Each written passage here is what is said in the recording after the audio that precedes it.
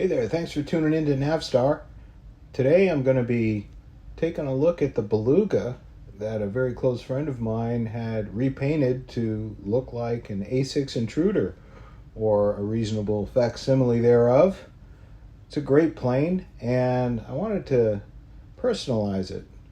It's kind of a fantasy warbird, if you will. I like the A6 Intruders, and we kind of took a cue from them, and he went ahead and added the Navy livery to it and some scale details that I thought were pretty cool, and he even personalized it by putting the aircraft carrier name on there, which happens to be the van which hauls my planes around.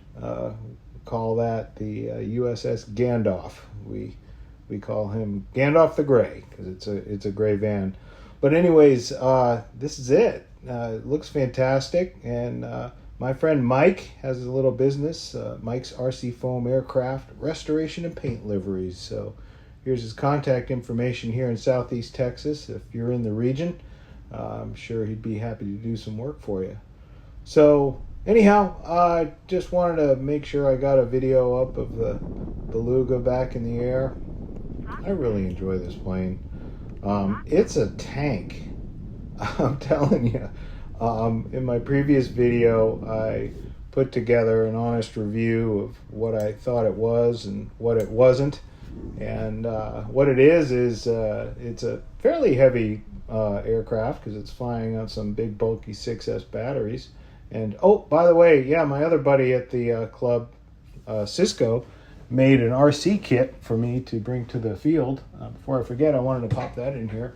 We'll be advertising those later on the webpage. But here's a shot from in the cabin of the Beluga, and it's just a lot of fun to fly around. I would say that you got to be careful with it in that it's not a small plane, but it certainly is a lot of fun to fly around. And I haven't really pushed the limit with it in terms of distance yet. I've done a speed run. One of my videos, I think we got up to around 100 knots on the thing, and the props were screaming. I talked to some guys about the noise that it made at that velocity, and most of the folks said that that's really probably flexing of the props and maybe even the tips breaking the sound barrier. So I intend to try some different props. These are the stock ones that I've been flying on since I got it, and maybe get some stiffer ones on there that may not whine as much when we're trying to break the sound barrier. Also, you'll note the FPV toy screens that I have in there. They're really not that easy to see in the sun. When you fly with those, it's more of an early morning or early evening adventure, because they're not super bright, but they're bright enough. Also, if I wanted to make a better video, I would zoom in a little bit to get a better picture of those screens. One of the things we have trouble with is with these screens, of course, is the fact that your DJI or digital cameras cannot serve two masters, in that you can't focus in the foreground and the background at the same time. So you kind of have to choose a middle ground, and the middle ground that I have with the placement of that camera is farther back, and it doesn't really work out great, but it's enough for me, and I enjoy it nonetheless. I like having those screens up there.